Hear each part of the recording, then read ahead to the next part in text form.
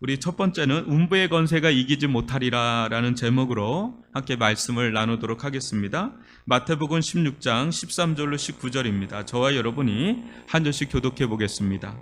예수께서 빌립보 가이사랴 지방에 이르러 제자들에게 물어 이르시되 사람들이 인자를 누구라 하느냐?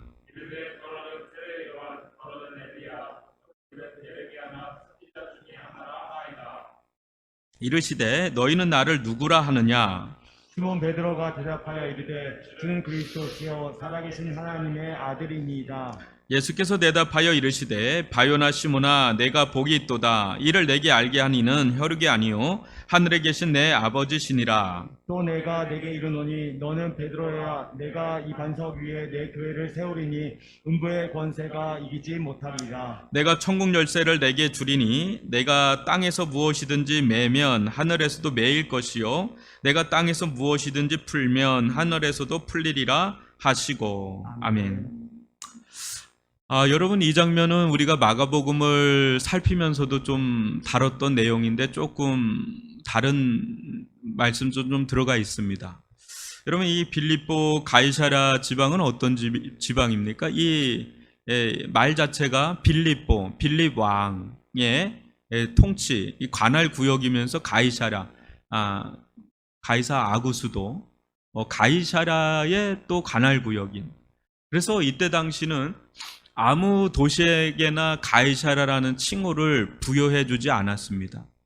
어떤 곳에 이 가이사랴라는 도시 이름을 황제가 허락을 해줬냐면 거기 황제를 숭배할 수 있는 신전이 있는 곳, 그런 곳에나 이 가이사랴라는 이름을 붙여준 거예요. 우리가 기본적인 상식을 동원해도 이게 뭐 맞지 않겠어요? 아무 때나 뭐 가이사랴라고 하는 건 그때 당시 최고의 통치자였기 때문에 너도 나도 다 하고 싶었겠죠. 그래야 그 지역이 막 일어나겠죠. 근데 그것을 자치구에게 허락을 한다면 우후죽순 그걸 사용하겠지만 그것을 좋아할 리는 없죠. 로마 당국에서. 그러니까 로마에서 통제를 하는 거죠. 그만큼 그런 빌립보 가이사랴라는 곳은 아주 충성파다라는 거죠. 완전히 측근 중에 측근 도시라는 것을 알 수가 있는데,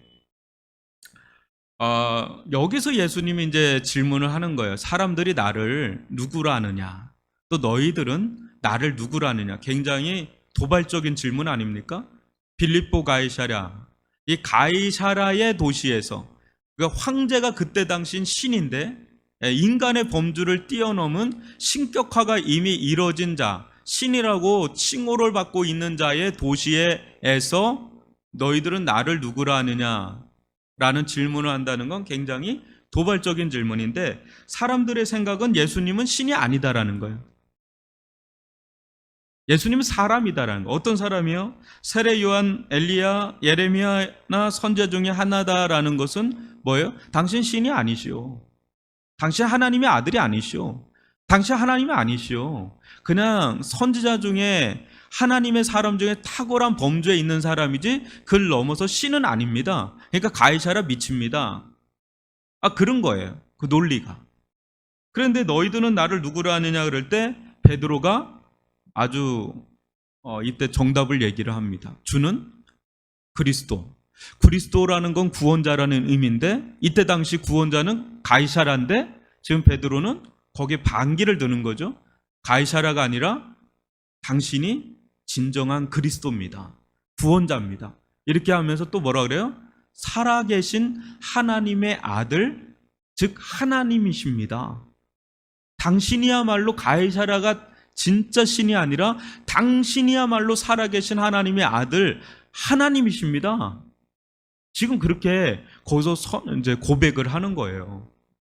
근데 이 장면을 오늘날 우리가 볼 때는 아멘, 끄덕끄덕 이렇게 되겠지만, 여러분 이 상황을 우리가 이때 당시로 들어가서 좀 와이드하게 이 장면만 보는 게 아니라 와이드하게 로마 황제와 그 로마 황제가 거느리고 있는 보병들과 수많은 그 사람이 가지고 있는 권력의 총량을 다 그림을 그리면서 한번 이 12제자를 한번 그 렌즈로 한번 12제자를 볼까요? 그럼 어떤 그림이 펼쳐질까요?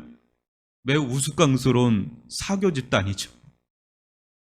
자기들끼리 그냥 얘기하는 거예요. 그냥 주는 그리스도시요 하나님의 아들이라고 12명이 모여서 거적대기 입고 있는 예수님과 거적대기 입고 있는 12제자가 모여서 자기들끼리 서로 진짜 주거니 받거니 하고 있는 거예요. 그러니까 로마 황제는 있는지도 몰라. 이 사람들이 뭐하는, 이 사람들 아예 있는지도 모르고 관심도 없고. 지금이야 우리가 성경은 참 대담하죠. 정부 그때 로마에 대해서는 아예 이런 얘기도 안 해요. 그냥 그거는 제껴놓고 어디를 중심 포커스를 두고 있어요? 그 거적대기 입고 있는 12제자들과 예수님이에요. 진짜 그림을 그려보세요. 예수님이 그걸 뭐 세탁기에 돌려서 빨고 다녔겠어요. 뭐 그 머리 들 것도 없이 사시는 분이신데 12제자를 전도 보낼 때 어떻게 해? 너희들은 두벌 옷도 가지지 말라 그래요. 그런 예수님이신데 뭐 이들이 뭐 세련된 그 로마의 그 토구라 그러나요? 그 로마에 이렇게 탁 해가지고 그런 옷을 입고 뭐 다녔겠어요? 아예 그냥 형편없는 모습이에요. 아예 뭐 비렁뱅이들이 그냥 몰려다니는 것밖에는 안 보이는 거. 그 눈에 그 로마 황제의 그 큰 눈으로 볼 때는 그 원형 경기장 같은 이렇게 이런 거 볼 때는 뭐 진짜 보잘것없는 자기들끼리 그냥 하는 얘기들에 불과한 거죠. 근데 여러분 어때요? 오늘날 로마 황제가 누군지는 아무도 몰라요. 거기에 전문가로서 연구하는 사람 외에는 여러분들이 옥타비아누스에 대해서 압니까? 뭐 끽해야 우리가 아는 게 뭐 네로 아닙니까? 네로 뭐 이런 그 정도 아는 거죠. 근데 오늘날 오고 오는 역사 속에 어때요? 수십억이 예수는 나의 주님이십니다라고 무릎을 꿇고 있는 지금의 상황을 보면 정말 이 고백이야말로 위대한 고백이라고 하지 않을 수가 없지요. 또 여러분들이 이 고백을 한다면 여러분들 이게 억지 고백으로 한 겁니까? 이건 시오나 바요나 이를 내게 알게 하시는 하늘에 계신 하나님 아버지께서 깨닫게 하신 거라는 것처럼 오늘날 우리들이 이걸 어떻게 이런 고백을 할 수 있겠어요? 하나님께서 우리들 가운데 실질적인 역사라니까 이런 고백을 하지, 안 그랬으면 우리는 이런 고백 속에 못 들어가죠. 그런 사람들로 지금 이 세상 가운데는 있단 말이에요. 여러분 지금 미국에서는 성경이 144%나 올라갔대요. 판매율이. 그전에는 성경이 있었는데도 안 읽던 사람들이 코로나19가 되면서 거기는 기독교를 정신으로, 청교도를 정신 그 밑바탕으로 해서 일어난 나라기 때문에 거기 달러에도 있잖아요. 트러스트 오브 갓 뭐 이렇게 하나님 믿으라 뭐 이렇게 돼 있는 것처럼 이게 밑에 깔려 있는데 워낙 세속주의가 강하니까 이렇게 했다가 지금 코로나19 가운데 오늘도 뭐 6만 명 뭐 이렇게 확진이 되고 뭐 몇십만 명이 지금 죽고 있는 상황이 있으니까 지금 뭐 엄청나게 이게 종말론적인 분위기가 형성되면서 성경을 막 사람들이 읽기 시작하고 애들도 읽고요. 그래서 제가 이걸 쭉 보니까 캘리포니아의 그 알바바스터라고 하는 컴퍼니 거기서 143% 성경 구매가 증가하고 라이프웨이 크리스천 리소스에서도 지난해 비해서 62%가량이 증가하고 틴데일 성경 출판사에서도 44%가 증가하는 뭐 이런 일련의 일들이 막 일어나면서 그 바이든 부통령이 뭐라요? 교회, 국가를 위해서 이 나라를 위해서 기도를 해달라고 지금 막 선언하고 있는 게 이제 미국이란 나라예요. 되게 좀 언밸런스가 좀 있죠. 저 정도 하면 뭔가 또 방역 좀 철저하게 했으면 좋겠는데 그거는 좀 흐저분하게 하면서도 굉장히 교회에 대해서는 기도해달라고 막 이렇게 막 하는 걸 보면 미국이란 나라를 우리가 다 알 수가 없는. 그러니까 이게 이 코로나를 대응하는 나라마다의 또 상황이 굉장히 좀 우스꽝스러워. 중국 같은 데는 공개적으로 교회를 폭파시켜버리는 그런 일들도 일어나는 걸 보면 참 이게 나라별로도 참 너무 대비된다라는 생각을 해봅니다. 여러분 예수는 누구인가? 이 질문 앞에 실은 교회는 서 있습니다. 교회는 늘 예수는 누구인가 이 질문 앞에 답변을 내야 되는 게 교회입니다. 그런데 이 베드로와 같은 고백을 하는 이들이 모인 그곳이 참된 교회죠. 그죠? 여러분 이 교회는 예수에 대한 바른 신앙 고백 위에 세워져 있기 때문에 주는 그리스도시요 살아계신 하나님의 아들이다라는 이 신앙 고백, 이런 신앙 고백을 한다는 것은 곧 뭡니까?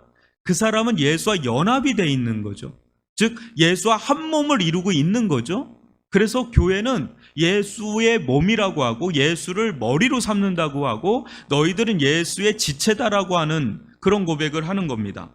그래서 예수는 어떤 분이시냐? 예수는 주이십니다. 예수는 살아계신 하나님의 아들이십니다. 그런데 이 주, 살아계신 하나님의 아들이라고 한다 그럴 때 예수님의 이 주의 범위, 살아계신 하나님의 아들이라 그랬는데 어디에서 하나님의 아들이라고 인정받는가라고 한다 그럴 때 세상의 눈에서 보면 이 교회라는 테두리 안에서만 주야. 그걸 바깥으로 끄집어내지 마. 자꾸 밀어넣어. 그래서 니네들끼리만 주고 살아계신 하나님의 아들이라고 마음껏 고백해. 그러나 바깥으로는 하면 안 돼. 절대적으로. 그건 니네들끼리의 사적인 영역에서 그렇게 하는 거야. 그거 바깥으로 하면 큰일 나. 이렇게 얘기를 하는데 어때? 우리가 믿는 예수님은 어떤 분이시죠? 유니버셜한 주님이시죠. 온 우주 만물을 통치하시는 그런 창조의 아버지면서 구원의 주님이시면서 만주의 주요 만유의 주란 말이죠. 그러니까 이 세상을 그 질서도 이 질서론으로 보면 어떻게 정해집니까? 최상위의 권위자가 누굽니까? 하나님이시죠. 그 다음에 뭐가 되겠어요? 그 다음에 교회가 됩니다. 성경으로 보면 그 다음에 국가가 됩니다. 근데 국가 아래에 이제 수많은 교육, 행정, 의료, 수많은 그런 것들이 있죠. 그러니까 예수의 세례를 받은 자들은 이 질서론이 아주 분명해요. 예수가 주고 교회가 그 한 몸을 이루고 있기 때문에 심지어 교회는 에베소서에 보면 뭐라고 그래요?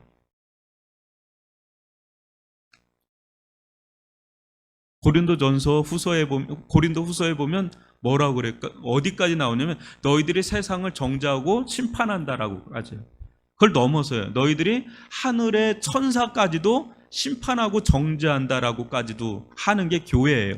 그래서 어떻게 교회 분쟁을 가지고 세상 법정으로 들고 가냐? 부끄럽다. 너희들이 세상을 판단할 자들인데, 너희들이 세상을 정죄할 자들이고 심판할 자들인데, 심지어 하늘의 천사까지도 너희들이 심판하고 정죄하고 판단할 수 있는 권세를 가진 자들인데, 천국 열쇠를 가진 자들인데, 음부의 권세가 헤아릴 수 없는 권세를 가진 자들인데, 하나님 자녀의 권세를 가진 자들인데 어떻게 세상 법정으로 가냐? 한마디로 면 팔린다. 막 이런 얘기를 고린도후서에서 얘기한단 말이에요. 그러니까 이 질서 구조에서 본다면 우리는 예수님이 누구신가? 이 고백 위에 우리가 서 있다라고 한다면, 여러분, 지금 우리들 같은 경우는 이번 주에 국가에서 얼마 전에 교회에 대해서 얘기가 나왔지 않습니까? 그래서 아까 우리 찬양단들도 이렇게 마스크 끼고 했는데 참 무슨 진짜 거기 안에 무슨 산소호흡기가 들어가 있었으면 좋겠다.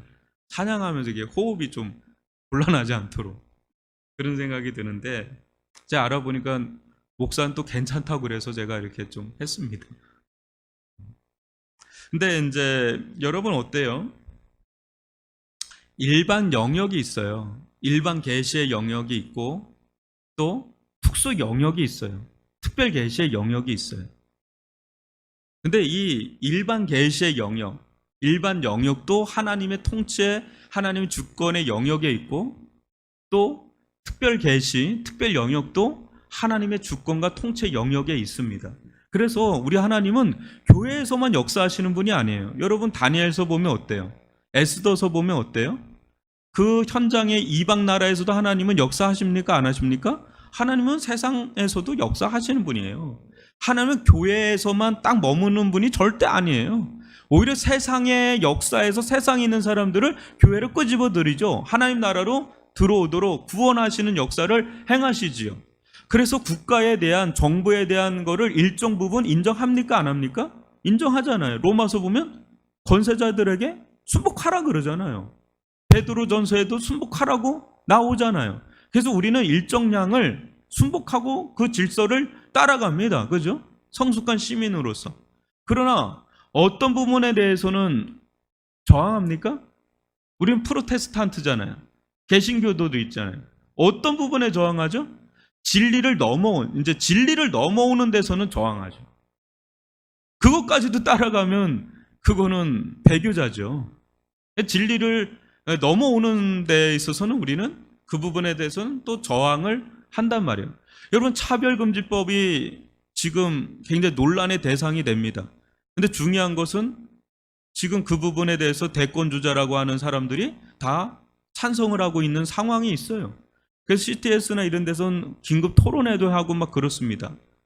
근데 언론을 보면 우리가 미처 모르는 디테일한 거는 다 배제하고 큰 틀에서만 얘기를 하는데, 문제는 이 차별금지법이 넘어가게 되면 이제는 어떤 사안들이 오면 그 부분은 발의한 사람들의 손에 있는 게 아니라 법원 쪽으로 넘어가는 거예요. 판사, 검사, 변호사 쪽으로 넘어가서 이 사람들은 그 부분에 대해서 그냥 해석 적용을 하는 이 범주로 넘어가게 되면 그때부터 이제 골치 아픈 일들이 서구라파에서 일어나는 것처럼 충분히 일어날 수 있는데, 지금 발의자든 그런 일은 없을 거야, 괜찮아, 이렇게 하는데 그거는 넘어가고 나면 이제 따르게 나는 거예요. 그걸 신뢰할 수가 없죠. 지금 차별금지법 엄청난 문제입니다. 지금 역사상 동성애가 법적으로 인정받은 세대가 없었어요. 옛날부터 있었어요. 이 동성애 같은 거는 옛날부터 있었어요. 근데 법제화는 안 됐어요. 근데 지금 법제화되는데 우리나라까지 지금 들어오고 있는데 기독교들이 그거를 막고 있는 거예요, 지금. 근데 이게 지금 스멀스멀 올라오고 있는 중에 하나가 또 있고요. 또 코로나가 들어오면서 지금 이 예배에 대해서 저는 굉장한 유감을 표하고 싶습니다. 어떤 면에서 그러냐면 매우 비상식적이다라는 생각을 안 할 수가 없어요. 비이성적이다, 비합리적이다라는 생각을 지울 수가 없습니다. 요번에 이 나온 이 발표를 유심하게 보고 목사님들하고도 얘기를 하면서 결론 내린 거는 이건 오버페이스다. 소모임의 형태가, 여러분, 소모임에 대해서 양대 기둥이 있습니다. 교회는 하나는 뭡니까? 예배입니다. 또 하나가 뭡니까? 교제입니다. 교제는 어떻게 이루어지죠? 보통 대그룹으로 이루어지나요? 소그룹으로 이루어지나요? 소그룹이죠. 근데 이 소모임의 형태가 교회만 존재하느냐? 그건 아니잖아요. 그러면 우리 일상의 삶을 다 할 수가 없어요. 그래서 어떤 분이 어떤 신문에 기고하기를, 이제 우리도 이거 지금 정부가 발표한 거에 대해서 굉장히 이게 해석을 계속 해야 돼요. 애매모호한 것들이 너무 많아서. 큰 소리의 데시벨이 얼마냐? 큰 소리로 하지 말라고 그러니까. 큰 소리의 데시벨이 어느 정도냐? 뭐 이름 부분서부터 해가지고 교회 명의로 소모임을 하지 말라 그럴 때 그것은 교회 내에서는 안 되고 교회 밖에서는 되는 거냐? 그럼 교회 밖에서는 된다고 한다면 스타벅스를 갔는데 지난주에 한번 갔거든요. 근데 거기 보니까 10명이 넘는 아이들이 3, 4시간씩 거기 앉아서 스터디 그룹을 하더라고요. 소모임이죠.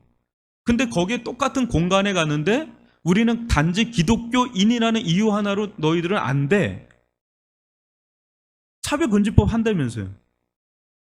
얘네들은 되는데 너희들은 교회 다녀서 안 돼. 이게 말이 또 안 되지요. 근데 또 어떤 분이 그 얘기를 해요. 그렇게 했을 때 그러면 스타벅스에선 돼. 근데 이 공간에서는 안 돼.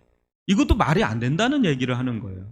그러니까 이 요번에 나온 것들은 전반적으로 매우 비상식적이다라는 거예요. 오히려 이렇게 얘기했으면 제가 설득이 됐을 거예요. 소모임은 하되 마스크를 끼고 일정 사회적 거리를 두고 통성기도나 뭐 찬송가는 좀 약간 자제를 해 주십시오. 이런 차원에서 얘기를 했으면 제가 받아들였을 거예요. 왜냐? 그렇게 하고 있으니까. 더 이상 방역할 게 없습니다. 더 이상 교회는 더 이상 방역을 할 수가 없어요. 더 이상 뭘 할 수가 있는 게 없어요. 7가지를 다 하고 있는데 뭘 거기서 더 할 수 있겠어요? 근데 이 소모임과 찬송가와 통성기도 영역까지 언급했다는 것 자체가 저는 종교의 형태의 문제를 자꾸 얘기해야지 내용의 문제를 가지고 들어오면 이제 문제가 되고 형태도 모든 데 소급 적용해야 된다는 생각을 해보고요. 또 하나는 고위험 시설이 아니라고 분명히 얘기를 했습니다. 그래서 고위험 시설에 대한 공문을 제가 다 조사를 해봤어요. 9개 그룹이 나눠지더라고요. 노래방, 클럽, 뭐 이렇게 단란, 주점, 이렇게 단란한지 모르는데, 하여튼 거기 이렇게 쭉 나왔는데, 그 이용자 측, 책임자 측을 이렇게 제가 보니까 우리보다 적어요. 그리고 그 내용까지 그들은 안 건드렸어요. 근데 우리는 아예 내용까지 건드려 보니까, 그래놓고 고위험 시설이 아니라고 하니까, 그리고 똑같아요. 고위험 시설에만 벌금과 그게 주어지거든. 집합금지. 우리 똑같이 적용돼요. 그러니까 말을 좀 안 했으면 더 좋았을 것 같은데 그런 생각을 제가 좀 해봅니다. 근데 우연찮게도 이걸 발의한 총리가 개신교예요. 통합측. 그리고 아까 말한 차별금지법을 최고, 제가 누구라는 얘기 안 하겠습니다. 그 최고 대권 주자라고 한 사람도 개신교예요. 안수 집사님. 이게 무엇을 교회에 던지는 메시지인가를 저는 너무 고민하지 않을 수가 없어요. 그 사람들은 자기의 사견을 따라서 하면 안 되는 자리이기 때문에 충분히 수용을 나름대로 마음껏 수용을 하려고 지금 애를 쓰고 있습니다. 정부 편에서 많이 생각을 하려고 하는데 저는 그냥 그걸 떠나서 우리 교회가 지금 기독교인들이 얼마나 많습니까? 국회의원에도. 그리고 어떤 분이 아까 목사님하고 전화하는데 아주 한탄을 하시더라고요. 지금 이런 상황에 대해서 유심하게 알았다면 국민청원이 어떻게 30만에서 그칠 수 있느냐. 100만, 200만 돼야 되는 거 아니냐. 그러면 우리가 따라가야 될 게 있고 굉장히 저항해야 될 영역이 있어요. 예배에서 통성기도와 찬송가를 빼면, 기도와 찬송가를 빼면 뭐가 예배죠? 정부가 말한 정부에 대해서 제가 얘기를 해볼게요. 그 사람들은 그냥 세상의 눈으로 보는 거예요.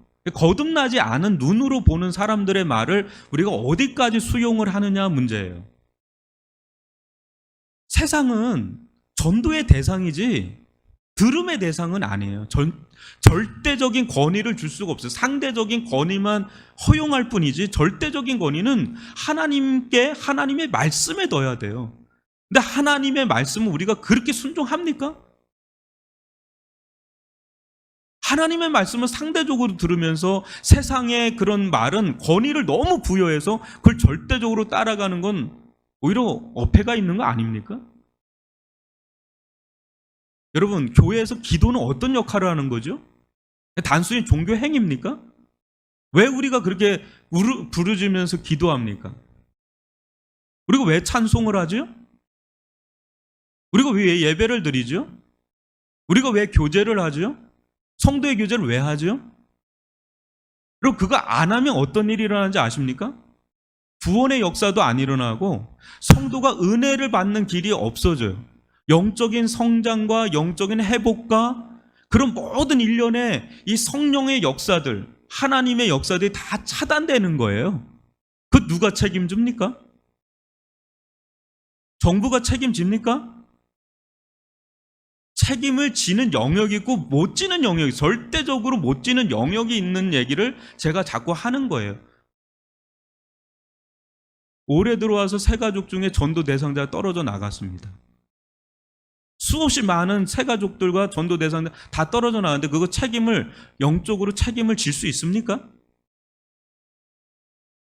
여러분, 코로나19의 위험성은 뭐죠? 생명의 위험성 아닙니까? 근데 그 생명이란 건 어떤 생명이에요? 육체적인 생명이잖아요. 너무너무 귀하죠? 존귀하잖아요. 중요하잖아요. 근데 우리는 믿음의 눈을 열고 알잖아요. 그거보다 더 중요한 엄중한 생명을 다루고 있는 병원만도 못합니까? 교회는, 목사는 어떤 사람보다 더 중요한 사람이에요. 이 믿음의 눈을 가지고 이건 자명한 사실이에요. 그냥 기본적인. 뭐 세상에 그렇지 않은 사람들 때문에 지탄을 받는 건 있지만 그거를 우리가 전적으로 다 따라가면 다 그냥 부정적으로 보일 수밖에 없죠. 그렇지 않아요. 교회가 문을 닫으면, 교회 성도들이 입을 닫으면, 찬송을 닫으면 세상에 진짜 소망이 없어지는 거예요. 그 사이에 수없이 많은 일들 있잖아요. 은혜가 떨어짐으로 말미암아 나타나는 수많은 경제적인 거 말고, 육체적인 거 말고, 영적인 수많은 손해와 희생, 그거를 어떻게 다 책임을 질 거냐고요, 그거를. 수용할 영역이 있고 선이 있고 그걸 넘지 말아야 될 선이 있는데, 요번엔 제가 볼 때는 선 넘었다. 저는 어느 정당도 지지를 안 합니다, 그렇게. 전 그런데 그렇게 관심이 별로 없는 사람이에요. 근데 기본적으로 하나님께서 이 정권을 세웠기 때문에 기본적으로 따라갑니다, 저는. 근데 지금의 이거는 이제 선을 넘었다라는 생각을 지울 수가 없어요. 너무 논리가 안 맞아요. 그냥 논리가 안 맞고 설득이 안 돼요. 47개 교회에서 뭔가 일어났다 그랬는데 그 정확한 팩트에 대해서 얘기를 좀 해주어서 800만 명 되는 이 사람들을 움직인다 그럴 때 그걸 그냥 대화 없이 움직였다는 게 말이 되는 거예요? 전혀 소통도 안 되고요. 저 뭐 황망하게 이런 말할 수가 없어요. 근데 문제는 이 부분에 대해서 감내해야 되는 건 다 지교회들이 감내를 해야 돼요. 지금 개척교회들이 문을 닫고 있습니다. 그 사람들도 한 명의 시민들이에요. 너무 소중한 시민이라고요. 국가에서는 종교에 대해서 저는 바라지도 않습니다. 한 시민으로 좀 바라보라는 거죠. 이거는 너무 무리하기 짝이 없어요. 디테일 할 때 디테일 해야 되고 디테일하지 않아야 되는 데는 디테일 안 해야 돼요. 너희들이 소모임을 하냐? 그러면 이렇게 좀 하라는 디테일. 그리고 1000명 넘는 데선 전수조사를 해야 되잖아요. 왕성발할 때 수천 명을 그 전수조사를 해야 되는 그 어마어마한 비용을, 그러면 1000명 이상 되는 데는 이렇게 하라, 500명 되는 데는 이렇게 하라, 10,000명 이렇게 좀 세부적인 디테일을 더 하는 게 더 맞다는 거죠, 제 말은. 그냥 뭉땅거리 이렇게 하면은 편하죠. 근데 그게 그 안에서 수없이 일어나는 거에 대해서 본인들은 모르잖아요. 영적인 세계에 대해서, 하나님의 나라에 대해서 알겠어요? 그러면 교계에 대해서 들어야죠. 듣고 얘기를 하면서 한 일원으로서 얘기를 하고 해야 되는데 이건 오버페이스다라는 생각을 많이 합니다. 저는 우리가 지금 이 순간에는요, 스스로 지키는 길 외에는 없어요. 이 교회 스스로 자생력을 기르는 길 외에는 없단 말이죠. 음부의 건세가 이기지 못한다. 세상의 그 건세가 이기지 못한다. 이 생활 방역에서만 저는 받아들입니다. 부동산 이런 거 다 받아들입니다. 그러나 영적인 영역으로 침범하는 건 절대 못 받아들입니다. 여러분, 영적 분별력을 가지고 세상의 음성에 대해서도 귀를 기울이지만 더 귀를 기울여야 될 건 하나님은 지금 뭐라고 말씀하시는지. 저는 아까 그 통합층 얘기를 했지만 뭐 그것도 정확하게 저는 모르겠어요. 그러나 교회가 이 정치인들, 저는 제가 아는 정치인이 있거든요. 근데 저는 좀 약간 압니다. 근데요, 우리나라 알잖아요. 역대 장로 대통령 뽑는다고 얼마나 미뤄졌습니까? 그걸로 인한 손해는 이루 말할 수가 없어요. 고지선점 이론. 세상에서 잘 되면 영향력이 있다. 근데 잘 됐거든요. 근데 영향력이 너무 개판이야. 좀 심하게 얘기했습니다. 아니한만 못해요. 진짜 알곡 같은 신자가 그쪽으로 들어가서 하면은 세상은 변화될지 모르겠습니다. 근데 그쪽 계로 들어가서는 그거를 실현하기가 어려워요. 불상에 절해야 되고 다 해야 돼요. 저는 정말 교회가, 저는 자성해야 되는 시간이라고 저는 봅니다. 몸집을 불렸어요. 몸집 불리면 뭐 하느냐고요. 세상에 욕이란 욕은 다 듣고, 지금도 이런 얘기하면 저보고 또 뭐라고 또 댓글 달수는데 저는 뭐 주목이 안 되는 사람이니까 그래서 막 얘기합니다. 지금 대형교회 목사님도 못하겠죠. 워낙 주목이 되니까. 선지자 영성이 있어야 되잖아요. 선지자 영성이 있어야 되잖아요. 알곡 신자를 해야 돼요. 정말 알곡 신자예요. 저는 요번에 코로나19를 겪으면서 수의 크고만큼이 이게 중요한 때가 아닌 시대가 됐다라는 생각을 지울 수가 없어요. 이미 이제 수의 많고 적음은 아무 의미가 별로 없어요. 진짜 알곡 같은 참된 신장과 제장과 그게 진짜 중요한 시대에 이미 들어와 있다라는 생각을 해봅니다. 저는 교회 나오냐 온라인 하냐 그걸로 판단하는 게 아니에요. 그거는 각자 신앙의 자유를 따라서 결정해야 될 일인데 중요한 거는 내가 진짜 참된 알곡 신자로 예수의 제자된 삶을 사냐 그걸 얘기하는 겁니다. 근데 이 부분이 지금 우리가 정말 진리를 수호하는 데 다 걸리잖아요. 이게 그걸 보는 겁니다. 지금. 이 부분에 있어서 우리가 정말 깨어서 기도해야 되고 하나님 이 시간에는 지금 이때는 정말 하나님께서 우리에게 뭘 원하시니 그 음성에 절대적으로 순종한다면 거기에 더 순종해야 돼요. 지난주에 부자 청년 얘기했어요. 다들 그러더라고요. 저한테 목사님 부담스러워요. 힘들어. 그렇게 살아야 되는 건 알지만 그렇게 사는 건 어려운데 누가 정부에서 무슨 얘기 한마디만 하면 우르르 따라가는 이유는 뭔지 모르겠어요. 저는.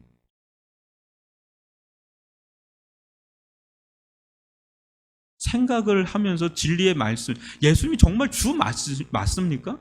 예수님 우리의 주 맞습니까?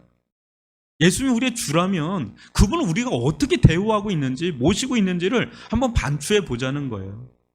성경 전반적인 이 사리분별을 가지고 한번 가자는 거예요. 교회를 부정적으로 보면 그거는 매우 비신앙적인 거예요. 교회는 불완전합니다. 스펄전이 그래요. 어떤 사람이 완전한 교회 있습니까? 있습니다. 근데 당신이 가는 순간 그 교회는 불완전합니다. 그래요. 교회는 신자도 있고 비신자도 있고 신앙이 좋은 사람도 있고 안 좋은 사람에서 불완전한 요소들이 있어요. 그러나 교회는 참된 교회는 예수의 생명 씨를 가지고 있어요. 나중에 영광 가운데 드러날 거란 말이에요. 교회는 영광스러운 곳입니다. 아무리 타락을 했다 그래도 교회는 세상 어디보다도 영광스러운 곳이에요. 비할 수가 없어요. 예수와 한 몸을 이루기. 여기서 교회는 그냥 여러분들이 보는 로컬 처치를 얘기하는 게 아니라 보이지 않는 교회를 말하는 거예요. 언비주얼 교회를 말하는 거예요. 진짜 참된 교회는 영광스러워요. 어디 다른 거하고 비교가 할 수가 있는 거예요. 예수님 우습게 보면 안 되잖아요. 예수님 말씀 우리가 어떻게 봐야 됩니까? 우리 예수님의 음성에 귀 기울이면서 음부의 권세가 이 황제의 권세가 이기지 못하는 세상은 단 한 번도 교회를 여러분 예수로 환영한 적 없어요. 환영받으려고 하지 마세요. 그 마음이 어둠인데 어떻게 환영을 빛과 어둠이 어떻게 같이 짝을 합니까? 짝하는 순간 세속화된 거예요. 달라요. 왜 예수님이 십자가에 죽습니까? 왜 12제자들이 왜 순교를 합니까? 짝했으면 안 해요. 적당하게 타협을 했으면. 아니에요. 환영을 못 받아요. 환영받는 건 예수를 믿는 자들 안에서나 환영받는 겁니다. 그렇다고 막대 먹게 하는 건 아니지만 우리가 진리를 수호하는 데 있어서는 추워도 타협하면 안 되는 시대에 우리가 들어와 있어요. 우리 이 말씀 가지고 음부의 권세가 이기지 못하리라. 지금 이 차별금지법 이거에 대해서 지금 성 내고 있습니까? 지금 성토를 하고 있습니까? 이건 단순한 차원의 문제가 아니에요. 그 관심이나 우리가 두고 있습니까? 온누리교회 이재용 목사님 만약 이거 통감자게 1인 시위하겠다라고까지 할 정도의 이거 심각한 사안입니다. 지금 예배 찬송하지 말아라. 통성기도 하지 말아라. 소모임 하지 말아라는 거는 예배도 건드리고 우리 양대 기둥을 다 건드려버리는 그런 처사예요. 우리 이 부분 가지고 하나님 기도합시다. 하나님 이 가운데 우리에게 주는 메시지가 무엇인지 만약에 이거를 우리는 그래도 따라가야 합니다. 정부에 반하지 않고 나름 따라갈 건데 문제는 그거에 대한 해석 적용은 계속해서 어디까지 해야 되는지 이거는 계속해서 논란이 있습니다. 그렇지만 여러분 만약에 이렇게 해서 여러분들이 심지어 교회를 잘 못 나온다 할지라도 더 깨어서 신앙생활 한다면 여러분들은 그렇게 하셔도 됩니다. 그러나 그게 아닐 경우는 여러분들 마스크 하시고, 여러분들이 생활 방역을 잘한 상태에서 교회 오면 교회는 그 어느 때보다도 안전합니다. 우리는 밀집된 데에 있지도 않고 지하에 있지도 않습니다. 우리는 이렇게 갇혀 있는 데가 아니라 완전 열린 13층에 있습니다. 13층에 있다고요. 문 다 열어놓고 일주일 동안 아무도 안 옵니다. 여기는 여기보다 더 깨끗한 데가 어디, 카페나 식당은 불특정 다수가 매일 거의 20시간 계속 일주일 내내 있는데 거기보다 여기를 부정하다고 더럽다고 본다고요? 그걸 누가 그게 이성적으로 합리적으로 그게 합당한 얘기입니까? 상식적으로 저는 이해가 안 갑니다. 그 얘기가. 저는 그래서 식당 안 갑니다. 주로 안 가려고 합니다. 거기를 어떻게 신뢰하고 거기서 할 수 있겠어요? 카페든 저는 안 가려고 합니다. 불안해서 안 가요. 저는 여기가 더 여기가 더 깨끗하니까. 그럼 목사는 가장 위험한 곳에 계속 노출되어 있는 겁니까? 말도 안 되는 얘기들을. 그럼 회사 활동도 하지 마셔야 돼요? 경제 활동 하지 마셔야 돼요? 어떻게 교회를 그런 논리로 받아들일 수 있는지 저는 이해할 수가 없습니다.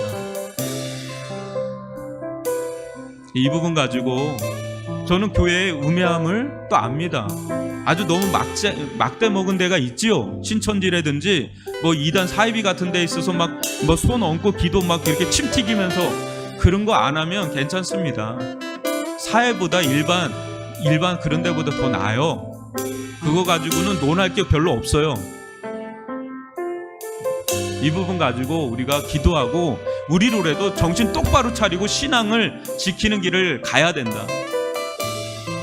좀 어려운 얘기를 했습니다. 근데 이 부분 답답해서 한 얘기입니다. 누가 이런 얘기를 들어주겠습니까? 기도해야 됩니다.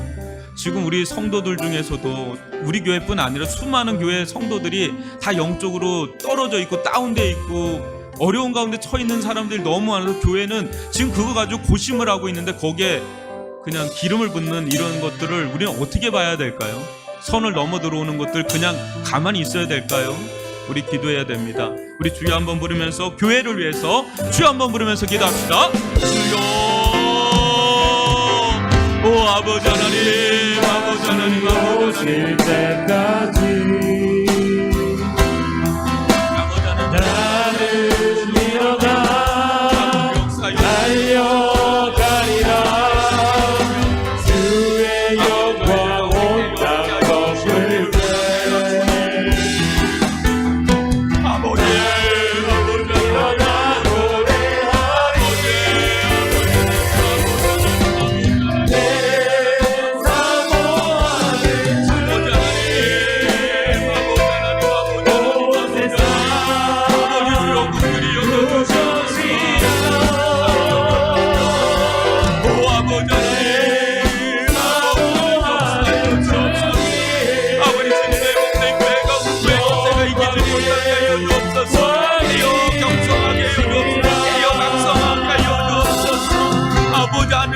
모든 것을 가지신 하나님, 아버지 하나님, 아버지 하나님, 아버지 하나님, 나는 일어나 달려가리라.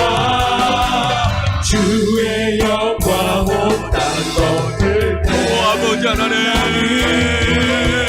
나는 일어나 노래하리. 아버지 하나님, 아버지 궁결이 여기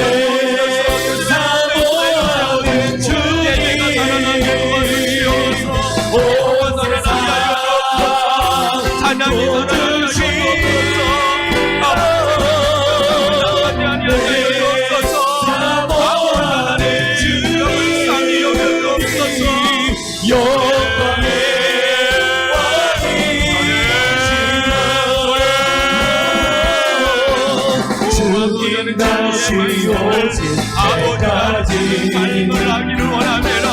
진리의 말씀을 나는 일어나 달려가리라.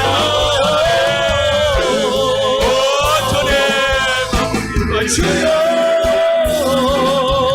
아버지 나는 일어나 노래하리.